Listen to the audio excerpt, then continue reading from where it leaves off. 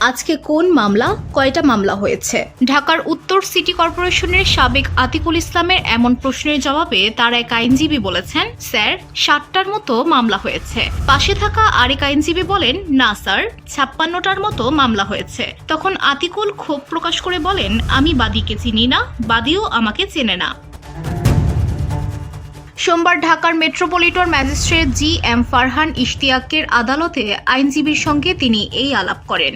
এদিন আতিকুলকে আদালতে হাজির করা হয়। এরপর বাড্ডা থানার হত্যা মামলায় তাকে গ্রেফতার দেখানোর আবেদন করে পুলিশ। শুনানি শেষে আদালত তাকে এ মামলায় গ্রেফতার দেখানো হয়। পরে পুলিশ পাহারায় তাকে আদালত থেকে হাজতখানায় নেওয়া হয়। বসুন্ধরা, উত্তরা, বনশ্রী, কুড়িল ও বাড্ডা সহ রাজধানীর বিভিন্ন স্থানে অভিজাত ও অত্যাধুনিক মানের ফ্ল্যাট কেনার এক নির্ভরযোগ্য প্রতিষ্ঠান প্লেজেন্ট প্রপার্টিজ লিমিটেড।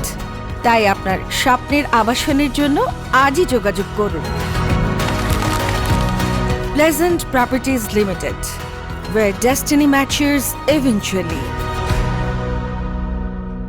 এর আগে গত 16 অক্টোবর সন্ধ্যা 6:30টার দিকে তাকে রাজধানীর মহাখালী DOHS এলাকা থেকে গ্রেফতার করা হয়। আতিকুল ঢাকা উত্তর সিটির সাবেক মেয়র। আওয়ামী লীগের মনোনয়নে তিনি মেয়র হন।